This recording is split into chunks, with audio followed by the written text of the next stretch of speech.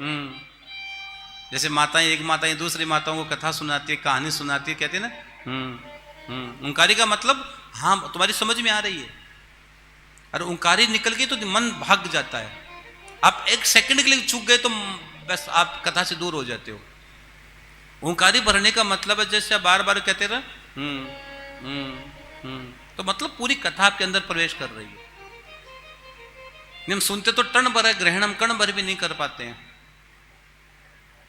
इसलिए ये प्रसंग अगर आपको सच्चे मन से सुन गए आप, तो आपको बाबा पर पूरा भरोसा हो जाएगा। अभी थोड़ा थोड़ा कम बेसी हो तो और पक्का हो जाएगा। एक बहुत प्यारी कथा सुना रहा हूं, ध्यान से सुनना। कहते हैं बाबा की हर एक चीज की महिमा है, हर एक चीज की महिमा। श्याम बाबा के गले में वस्त्र रहता है, किसी को मिला वो नहीं मिला मुझे नहीं पता है, शायद आपको तो मिला होगा।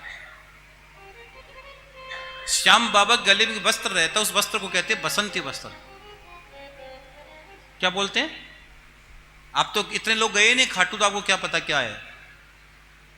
बाबा के गले में वस्त्र रहता है, वो बसंत पंचमी के दिन बदला जाता है, उसका बसंती कलर होता है, बस थोड़ा सा होता है। वो 12 महीने तक बाबा के पर लिपटा रहता है, बाबा पर लगा रहता है। और बसंत पंचमी के दिन दूसरा उसको, उसकी जगह दूसरा बाबा को पहनाया जाता है। उस वस्त्र में इतनी ताकत है मेरे बहन भाई, इतनी ताकत उस वस्त्र में है कि बीमार से बीमार व्यक्ति को अगर भी वस्त्र दे दिया जाए तो मुर्दे में भी प्राण आ जाते। इतनी ताकत उस वस्त्र के अंदर है, इतनी ताकत उस वस्त्र में है। और हजारों उदाहरण मैं बता सकता हूं, हजारों उदाहरण। उस दिन उस वस्त्र को पाने के लिए, बसंती वस्त्र को पाने के लिए लाखों लाखों लाखों लोग लाइन में खड़े रहते हैं, लाखों लोग। है कितना सा? इतना सा है, इतना सा वस्त्र, लेकिन वो कीमती बहुत है। वैसे कीमती नहीं, वैसे कीमती नहीं है, भक्तों के लिए बहुत कीमती है, वो वरदान से कम नहीं है। अगर वो वस्त्र मिल जाए, मैं सच कहता हूं मुर्दे में प्राण आ जाए, इतनी ताकत उस वस्त्र में है। लेकिन किसको मिलेगा? अगर तुम सच्चे मन से बाबा को सुमिरन करोगे, सच्चे मन से श्याम का सुमिरन किया करो, आपको पक्का मिल सकता है, भरोसा होगा तो। एक कलकत्ता का सेठ था, ये सच्ची कहानी बता रहा हूं मैं कोई। एक कलकत्ता का सेठ था, पति पत्नी घर में रहते थे। एकदम ध्यान से सुनना भाई रे कथा आज की। पति पत्नी दोनों भाव से घर में रहते थे। बहुत समय हो गया शादी को, कोई बच्चा नहीं हुआ। बहुत समय हो गया शादी को, बच्चा नहीं हुआ। सब जगह चले गए और कहीं भी झोली नहीं भरी, कहीं झोली नहीं भरी सेठ की। सेठ परेशान हो गया, थक गया, हार गया। लोग जब ताने देने लगे, लोग जब ताने देने लगे तो सेठ और सेठानी ने पता क्या किया? एक बच्चे को गोद ले लिया। एक बच्चे को गोद ले लिया कि दुनिया बार बार ताने मारती है, लोग न जाने क्या क्या हमको कहते हैं, एक काम करते हैं, चलो हमें बच्चे को गोद ले लेते हैं। ये सच्ची घटना है, ये सच्ची कहानी है। और सेठ और सेठानी ने बच्चे को गोद ले लिया और बच्चे को बड़े, कोई बच्चा था नहीं, गोद लेकर आए, बच्चे को खूब पढ़ाया, खूब बड़ा किया। अब बच्चा को बड़ा हो गया बच्चा, तो सेठ के मन में विचार आया कि मैं मेरे बेटे की शादी करूंगा। क्या करूंगा? बच्चा बड़ा हो गया तो शादी तो करनी है, तो मैं मेरे बेटे की शादी करूं। तो शादी से पहले उन्होंने क्या किया कि उनकी जन्म पत्री बनी हुई थी। जन्म पत्रिका समझ गए? क्या बोलते हो आप गुजरात, यहां महाराष्ट्र में इसको जन्म पत्रिका बोलते हो ना, हम तो जन्म पत्रिका बोलते हैं, लग्न पत्रिका बोल दो, जो भी बोलो। सेठ उस जन्म पत्रिका लेकर एक ब्राह्मण के पास गया, एक ज्योतिषी के पास गया, एक महात्मा के पास गया और जाकर कहा कि सुनो महात्मा, है ब्राह्मण देवता, है ज्योतिषी महाराज, ये मेरे बेटे की कुंडली है, जरा देख के बताओ इसमें क्या है। मेरे बेटे की कुंडली है, इसमें देखकर बताओ क्या है, और मेरे बेटे के शादी का योग कब बन रहा है, मेरा बेटे की शादी कब होगी। तो ब्राह्मण देवता ने कुंडली खोली और खोलते कही तेरा बेटा नहीं है ये। सब कुछ पता होता है, आप सब चीज का पता होता है कि तेरा बेटा नहीं है ये, कि हाँ मैंने गोद लिया इसको, मेरा ही अभी है कि हाँ गोद लिया होगा, तेरा खून तो नहीं है ये, कि नहीं मेरा खून नहीं है, लेकिन गोद लिया है मैंने इसको और मैंने नाजों से पाला इसको, वो विश्वास के साथ मैंने इसको पाला है।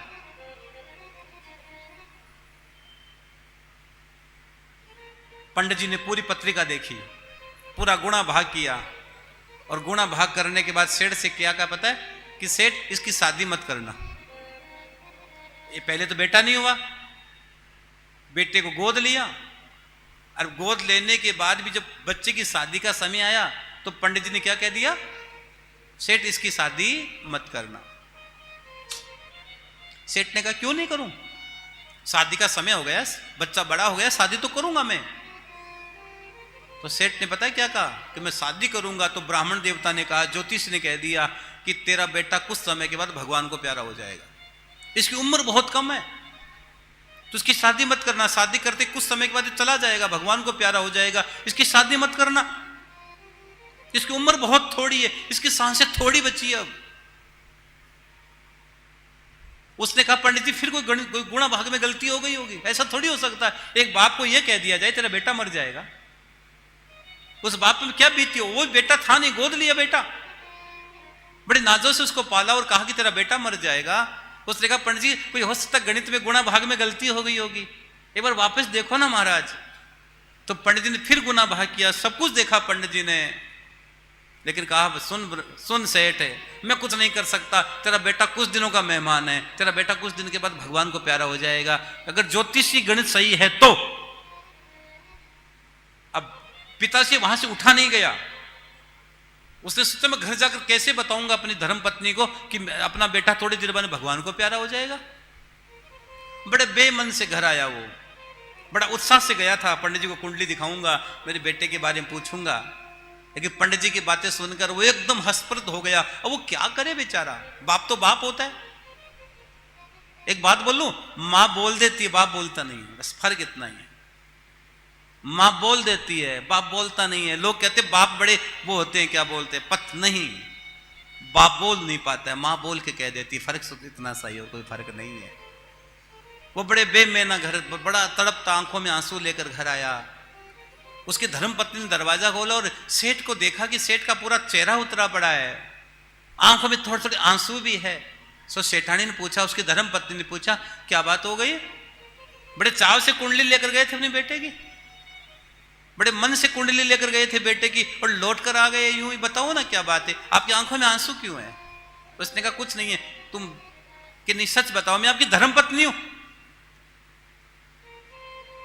अब सेठ ने कहा कि सच सुनना चाहती है, तू सुन नहीं पाएगी, तू मां है, तू सच नहीं सुन पाएगी। उसने कहा जो भी है मुझे बता दो कि सच ये है कि हमारा बेटा कुछ समय के बाद भगवान को प्यारा हो जाएगा।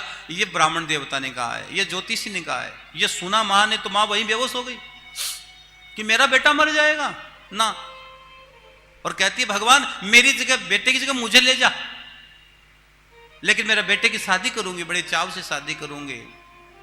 और भैया एक बात बोलूं, पति पत्नी ने विचार किया, हो सो जो राम रचि राका, एक काम करते हैं हम तो छोरे की शादी कर देते, होगा वो देखा जाए।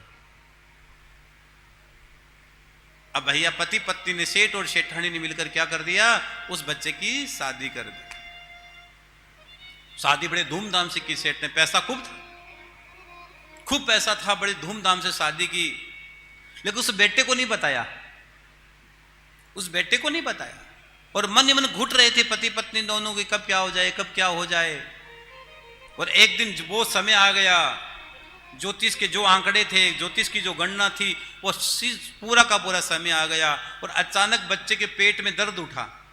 ध्यान से सुनना भाई रे, ये कोई बनी कहानी नहीं है, सच कहानी है। बेटे के पेट में दर्द उठा, और बेटे के पेट में इतना भयानक दर्द उठा, डॉक्टरों के पास लेकर गए। डॉक्टरों ने बहुत प्रयास किया और डॉक्टरों ने कह दिया हमारी बस की बात नहीं है, इसको घर ले जाओ, सेवा करो, मन मरेगा, ये जिएगा नहीं, इसको बहुत बड़ी बीमारी हो गई है पेट की, ये मरेगा, जिएगा नहीं। हमने पूरी ताकत लगा ली। और भैया वो सेठ बड़े बेमन से बच्चे को घर लेकर आ गया।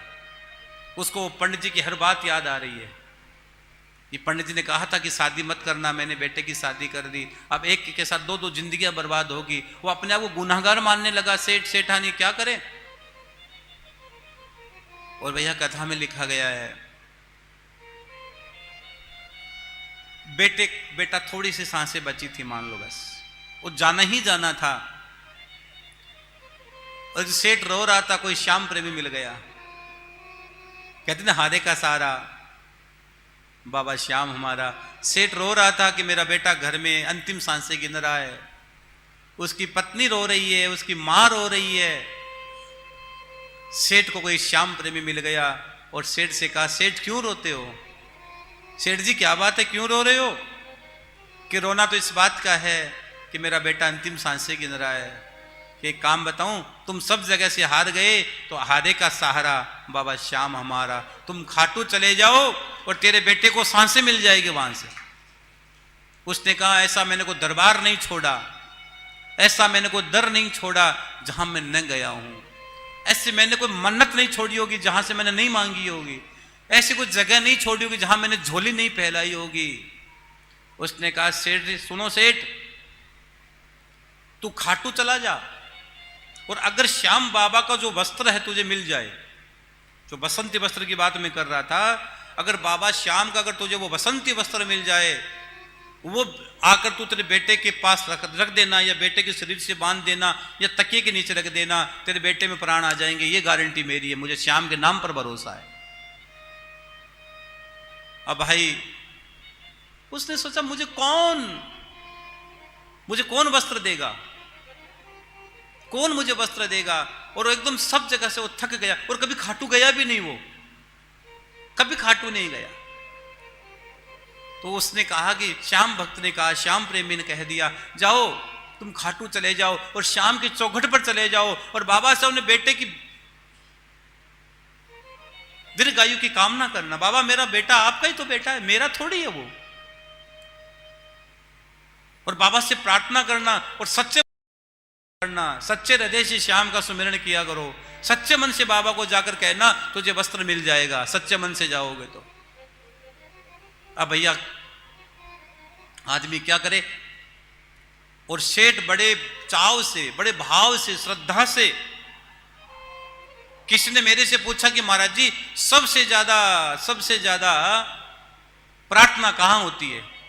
मैं कहता हूं सबसे ज्यादा प्रार्थना हॉस्पिटल में होती है। हॉस्पिटल में व्यक्ति बीमार होता है, उसके परिजन कितनी दुआएं करते हैं भगवान से, कितने हाथ जोड़ते हैं, कितने लोगों की आंखों में आंसू हमने वहां देखे हैं साहब। कितने लोग रोते हैं कि बाबा ये कर दो, बाबा ये कर दो, बाबा ये कर दो। कितनी दुआएं वहां होती है।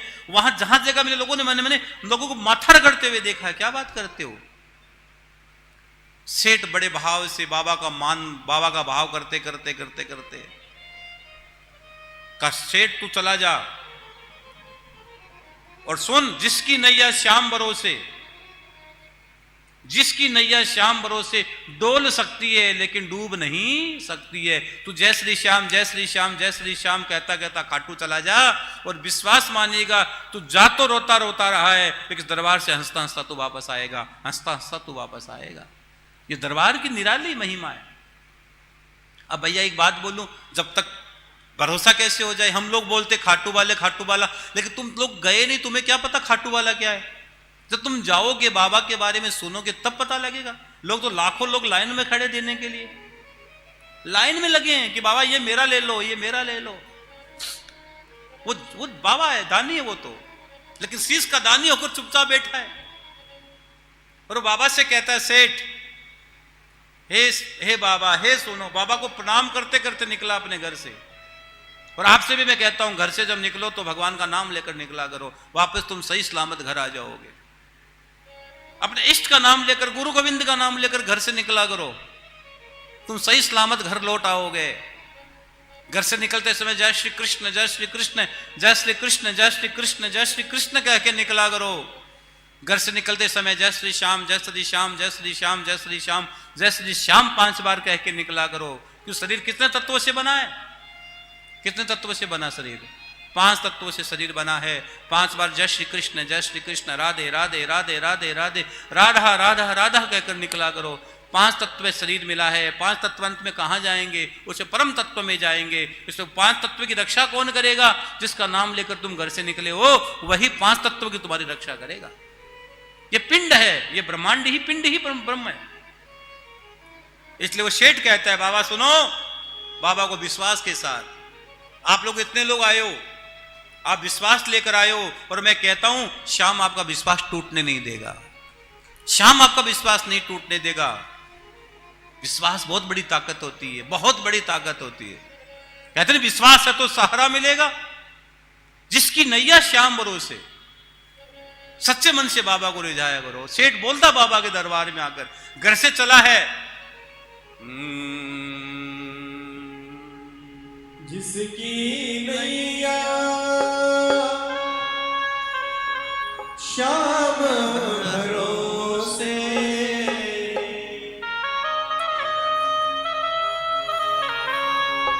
जिसकी नैया श्याम भरोसे,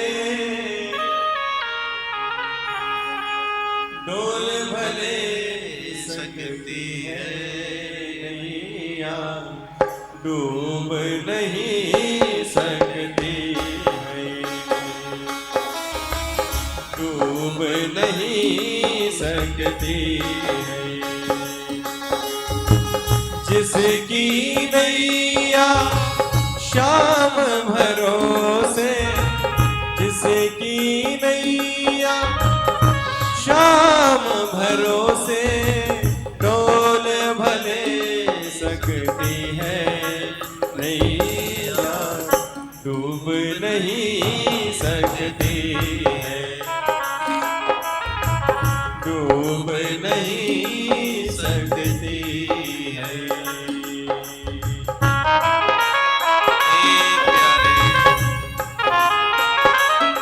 सेठ, हे दानी,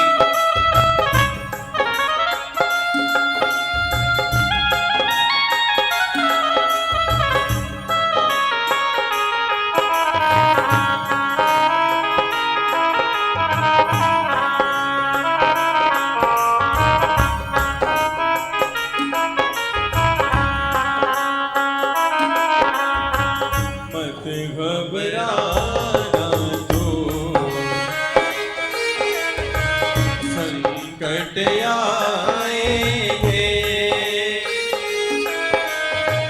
मत घबराना तू, संकट आएंगे, संकट भी एक दिन जान ये जाएंगे। तू है प्रेमी श्याम धनी का, तू है प्रेमी श्याम धनी का, तुझ पे असर ना होगा, पालना माँ का होगा। देर भले हो जाएगा, देर भले हो जाएगा, छूट नहीं सकती है नैया, डूब नहीं सकती, डूब नहीं सकती है।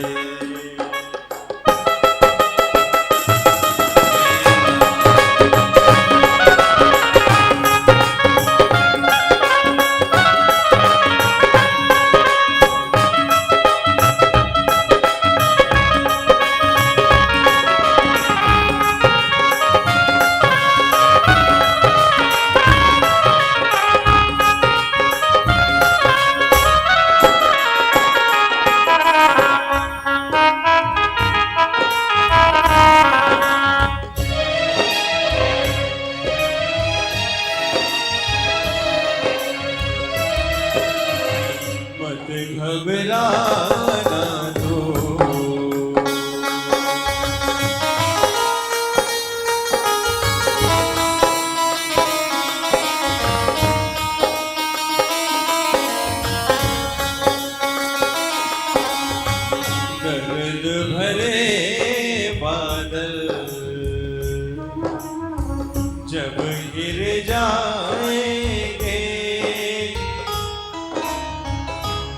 भरे बादल जब घिर जाएंगे, दर्द भरे बादल जब घिर जाएंगे, साथ जो थे हरदम नजर न आएंगे।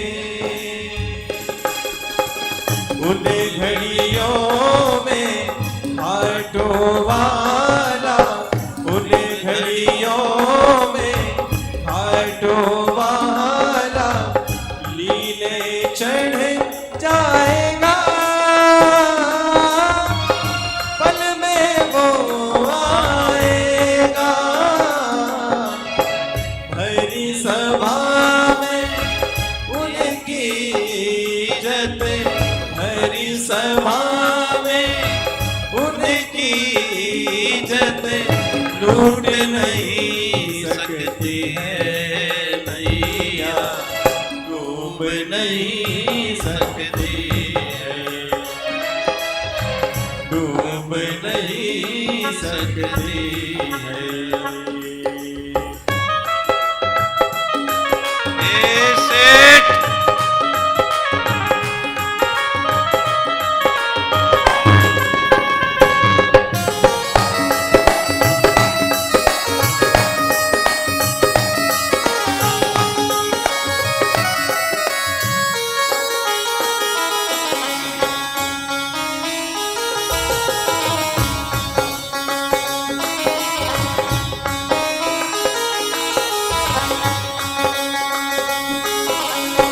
इनकी कृपा होगी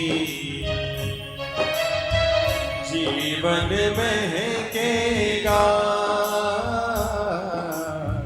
इनकी कृपा होगी जीवन महकेगा।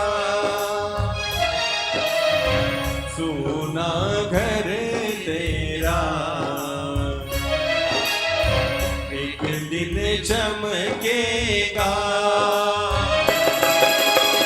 तुझे पर ताना कसने वाले, तुझे पर ताना कसने वाले कुछ ना कह पाएंगे, चुप वो हो जाएंगे। शुभम रूपम किस्मत भी उनसे, शुभम रूपम किस्मत भी उनसे रूठ नहीं सकती है नैया, डूब नहीं सकती है, डूब नहीं सकती है। जिसकी नैया शाम भरोसे, जिसकी नैया शाम भरोसे डोर भरे सकती है नैया, डूब नहीं सकती है, डूब नहीं सकती है, डूब नहीं सकती, डूब नहीं सकती है। बोले श्याम प्यारे की जय हो। वो बड़े बेमन भाव से, श्रद्धा से घर से सेठ निकला और जय श्री श्याम, जय श्री श्याम, जय श्री श्याम, जय श्री श्याम, जय श्री श्याम, जय श्री श्याम, जय श्री श्याम कहता कहता कहता बड़ी आस लेकर खाटू के दरबार में पहुंच गया। एक बात बताऊं, कभी कभी उसकी भी तुमसे मिलने की इच्छा होती है। ऐसा नहीं कि तुम्हारी इच्छा हो, कभी कभी उसकी भी इच्छा होती है कि मेरा भक्त आया, मैं मिलूं उससे। कभी वो भी तेरे लिए दौड़ पड़ता है। हाँ, वो बहुत दानी है, बहुत दयालु है। कभी वो भी दौड़ पड़ता है, वो उसकी भी इच्छा होती है कभी कभी तो कि मैं भी तो मेरे भक्त से मिलूं। इसलिए आपको पता है 11 के दिन बाबा, फागुन की 11 के दिन बाबा नगर भ्रमण करते हैं। मैं रोज तेरे दर पे आता हूं, कभी तुम भी मेरे दर पे आया करो। और सेठ बड़े भाव और श्रद्धा लेकर एक एक पैर गिन गिन कर खाटू की ओर चलते चलते चलते बाबा के पास पहुंचता है। ऐसा लग रहा है वो कोई और नहीं था जिसने कहा तू खाटू चला जा, वो स्वयं बाबा ही थे कि तू खाटू चला जा। कई बार क्या होता है, परमात्मा इशारा करता है, गुरु गोविंद इशारा करता है। अगर तुम समझ जाओगे तो तुम निहाल हो जाओगे, नहीं समझ पाओगे तो मेरे बहन भाई अब क्या कह सकते हैं। गुरु गोविंद तो इशारा करते हैं। वो कोई और नहीं थे, मेरे श्याम बाबा थे कि तू मेरे दरबार पर आना, तू हार गया है ना, मैं हूं ना। एक बात बताऊं, उस वस्त्र को पाने के लिए लाखों लोग लाइन में रहते हैं, लाखों लोग लाइन में रहते हैं। वो वस्त्र मिल जाए तो बहुत किस्मत की बात है। अभी थोड़े दिन पहले की बात है, मेरे को वो वस्त्र आया मेरे पास, बसंत पंचमी मेरे पास वस्त्र आया, तो मैं जहां बैठा था वहीं मैंने वो वस्त्र रखा था। और इतने में कुछ एक परिवार मेरे से मिलने आया और उसको 7 साल 8 साल की छोटी सी बच्ची थी। वो रोने लगी, महाराज जी हम यहाँ वस्त्र लेने के लिए आए थे, मेरे पापा की तबीयत बहुत ज़्यादा खराब है, बहुत ज़्यादा खराब है महाराज जी, बहुत आस लेकर हम आए और हमें वस्त्र मिला ही नहीं है। हम 3 दिन से खड़े हैं, हमको वस्त्र नहीं मिला महाराज जी। और बस हमने सोचा यहाँ से जा रहे हैं, हम महाराज जी की कथा टीवी में सुनते, महाराज जी को प्रणाम करके चलते हैं। तो वो मेरे पास आ गई, बच्ची आकर रोने लगी। वो वस्त्र मैंने अंदर रखा भी नहीं था, वो बच्ची आकर रोने लगी, महाराज जी मेरे पिता। और 3 दिन से हम खड़े हैं महाराज, हमें नहीं मिला। और पता नहीं मेरे मन में क्या आ गया, मैंने उठा के ले दिया, ले जा तेरे पापा को ले जाके दे देना। उनका पलट के मेरे पास फोन आया कि महाराज जी मेरे पापा एकदम फिट हो गए, मेरे पापा पूर्ण रूप से आराम हो गए। तो हम आपसे भी कह रहे हैं, अब देखो किसके भाग में था, कहां से वस्त्र था, मेरे को उसी समय मिलना था, मेरे पास उस समय वस्त्र आना था। वो 3 दिन से वो परिवार वहीं खाटू में था, मेरे से मिलने नहीं आया, लेकिन वो जा रहा था, जाते जाते सोचा कि महाराज जी से मिलकर चले जाएं, और लेकिन वो मिलना था उसको। तो जब वो कृपा करता है तो किसी न किसी बहाने कृपा कर ही देता है। हम न समझ पाए उसकी कृपा को, उसकी कृपा को हम न समझ पाए। वो कृपा बहुत करता है, वो दीनानाथ है, वो कृपा करता है, वो हारे का सहारा है। और सेठ भैया धीरे धीरे करते करते खाटू पहुंच गया। और जैसे खाटू पहुंचा, खाटू में कितनी सीढ़ियां हैं? 13 सीढ़ियां हैं। 13 सीढ़ियां पार करके वो जैसे खाटू बाबा श्याम बाबा के दरबार में पहुंचा और जाकर सीधे बाबा के दरबार में गिर गया। बाबा मेरे बच्चे की जिंदगी तेरे हाथ में है, और मैं यहाँ किसी को नहीं जानता हूं, पहली बार खाटू आया हूं, मैं पहली बार खाटू आया हूं, मैं किसी को यहाँ नहीं जानता हूं। बाबा मुझे वस्त्र मिल जाए बस, मेरे बेटे की जीवन आपके हाथ में है बाबा। और पता है उनकी आंखों में झरझर आंसू बहने लगे। और एक संत ने लिखा है, जब होती है करुण पुकार तो सांवरा आता है, जब होती है करुण पुकार तो सांवरा आता है। और वो बाबा से प्रार्थना करता है, बाबा से नजरें मिलाता है, और झर झर सेठ की आंखों में आंसू बहते। बाबा तू तो दानी है रे, तू तो सब कुछ जानता है, और मैं मेरे बेटे की जीवन की कामना लेकर तेरे दर पे आया हूं। ये कोई श्याम प्रेमी मिला था, तेरे बारे में बताया बाबा, मैं तो तेरे दर पे आ गया हूं। अब यहां से खाली तो नहीं जाऊंगा, यहां से खाली नहीं जाऊंगा बाबा, बताओ मुझे वस्त्र मिल जाए बाबा, ऐसी कृपा करो। और जैसे सेठ ने माथा रखा बाबा के दरबार में, शरण उन बाबा के चरणों में माथा झुकाया, और सेठ जैसे खड़े हुए और वहां के पुजारी जी से कहा, महाराज मेरे बेटे की जिंदगी है, मुझे वस्त्र दे दो। तो पता नहीं पुजारी जी के मन में विचार आया और बाबा को उन्होंने वस्त्र दे दिया कि ले जा सेठ ले जा। बाबा वो कोई पुजारी तो स्वयं बाबा का रूप है, वो स्वयं बाबा का ही रूप है मेरे बहन भाई। उनको खाटू से वस्त्र मिल गया। अब किसी भूखे को भोजन मिल जाए, प्यासे को पानी मिल जाए, हैं? एक प्यासा आदमी तड़प रहा है प्यास से, उसको पानी मिल जाए, वो अमृत के समान काम कर जाता है। और भूखे को भोजन मिल जाए। और जन्म जन्मांतर की यात्रा थी, वो वस्त्र थोड़ी था ना, वो तो बच्चे की जान थी, वो तो प्राण थे उस बच्चे के। उसने बाबा के चरणों में माथा रखा, बाबा मैं जा रहा हूं वस्त्र लेकर, और थोड़े दिन के बाद मेरा बेटा ही तेरे दरबार में माथा टेकने आएगा, मेरा बेटा भी अपनी बहू के साथ माथा टेकने आएगा। इतना भरोसा, सच्चे मन से बाबा के दरबार में आया, बाबा का वस्त्र मिला, वो सेठ दौड़ते दौड़ते दौड़ते दौड़ते घर पहुंचा, और बच्चा लगभग अंतिम सांसें ही गिन रहा था। बच्चे की हालत बहुत सीरियस हो चुकी थी। उसने सोचा बच्चे के कहां ये कपड़ा लगाऊं, कहां बांधूं, तो उसने पता क्या किया, उस वस्त्र को तकिए के नीचे रख दिया। जिस तकिए के नीचे आप, जिस तकिए पर सर रखकर सोते हो आप, उस तकिए के नीचे उस सेठ ने उस वस्त्र को रख दिया, और जय श्री श्याम जय श्री श्याम जय श्री श्याम करने लगा। बाबा अब तू ही है, तू ही मेरी नैया है, तू ही मेरा किनारा है, तू भी मेरा खेवैया है, तू ही कश्ती है, तू ही माझी है, जो बाबा तू ही है, तू खेवनहार है बाबा। लगन तुमसे लगा बैठे, जो होगा वो देखा जाएगा, अपना तुम्हें बना बैठे, जो होगा वो देखा जाएगा। प्रणाम किया बाबा को, बाबा की जोत जलाकर बैठ गया सेठ। सेठ सेठानी बाबा की जोत जलाकर बैठ गए। जय श्री श्याम की धुन चल पड़ी, और उसी समय सेठ के पास एक फोन आता है। ध्यान से सुनना भाई रे, ये सच्ची घटना है, कलकत्ता की कथा है। सेठ के पास फोन आता है कि सेठ सुनो, एक अमेरिका से एक बहुत बड़ी डॉक्टरों की टीम आई है, अमेरिका से बहुत बड़ी डॉक्टरों की टीम आई है, तुम एक बार अपने बेटे को दिखा दो। एक बहुत बड़ी डॉक्टरों की टीम आई है, एक बार तुम भी अपने बेटे को दिखा दो। और वो अपने बेटे को लेकर हॉस्पिटल पहुंचा। कौन? सेठ। वापस, और वो कपड़ा उसके शरीर पर बंधा हुआ था।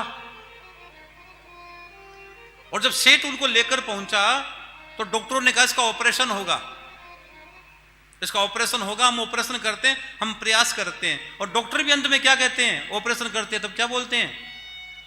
भगवान पर भरोसा रखना। बोलते कि नहीं बोलते? हम डॉक्टर को भगवान मानते हैं, लेकिन डॉक्टर भी बोलते हैं कि भगवान पर भरोसा रखना भैया।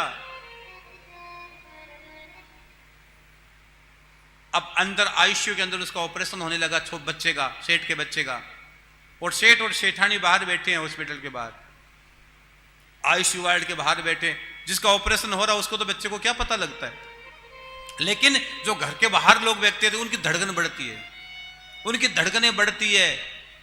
वो जय श्री श्याम जय श्री श्याम जय श्री श्याम जय श्री श्याम जय श्री श्याम जय श्री श्याम जय श्री श्याम जय श्री श्याम जय श्री श्याम बाबा का नाम लिए जा रहे। सेठ और सेठानी बैठे हैं। और भैया 3, 4, 5 घंटे के बाद डॉक्टर बाहर निकला, और डॉक्टर को सेठ दौड़ कर गया कि मेरा बेटा कैसा है। उसकी मां ने कहा मेरा बेटा कैसा है, क्या ऑपरेशन सफल हो गया? तो डॉक्टर ने मुस्कुराते हुए कह दिया कि ऑपरेशन सफल हो गया। चौंक जाओगे। डॉक्टर ने अगली बात कह दी, ये ऑपरेशन हमने नहीं किया, हमारा तो केवल नाम है। कोई इंडियन गॉड था, इंडियन गॉड, मेरे रोंगटे खड़े हो गए अभी मैं कहते कहते। कोई ऐसा इंडियन गॉड था, इंडियन भगवान था, हम नहीं जानते उनको कौन था वो, लेकिन उन्होंने अपने हाथों से इस बच्चे का ऑपरेशन किया, अपने हाथों से ऑपरेशन किया। ये कोई और नहीं था, ये श्याम बाबा थे। भरोसा होना चाहिए मेरे बहन भाई। ये कोई इंडियन गॉड था जिसने ऑपरेशन किया है। ये जब सुना तो जोर से सेठ चिल्ला उठा, बाबा मैंने तेरा नाम सुना था, लेकिन आज तेरी संकलाई देख ली बाबा, आज तेरी संकलाई हमने सामने देख ली बाबा। एक वस्त्र की करामात देखो, छोटा सा वस्त्र बाबा के गले में लगा रहता, उस वस्त्र की करामात देखो मेरे बहन भाई। और थोड़ी देर बाद में वो डॉक्टर तो वहां से चला गया। डॉक्टर ने कहा मैंने आज तक बहुत ऑपरेशन किए हैं, लेकिन ऐसा ऑपरेशन मैंने जिंदगी में पहली बार किया है। केवल नाम मेरा था, शरीर मेरा था, कोई काम कोई और कर रहा था इसके अंदर बैठकर। कहते ना, नाम मेरा था, शरीर मेरा था, लेकिन कोई काम कोई और कर रहा है। करते हो तुम कन्हैया, नाम मेरा हो रहा है, मेरा आपकी कृपा से सब काम हो रहा है, करने वाला कोई और है। ये तो निमित्त है कि हम करते हैं, हम क्या करते हैं? हम कुछ भी नहीं करते हैं। ये तो करने वाला कोई और है भैया, देने वाला कोई और है। और उसने कहा मैंने जिंदगी में बहुत ऑपरेशन किए, बड़े बड़े ऑपरेशन किए, इससे बड़े ऑपरेशन किए, लेकिन पहली बार हमें महसूस हुआ कि हमसे बड़ा कोई ऐसी सत्ता है जो ऑपरेशन अपने हाथों से कर सकती है। उस सत्ता का नाम कलयुग में हारे का सारा बाबा श्याम हमारा, बाबा श्याम हमारा, वो है मालिक। तो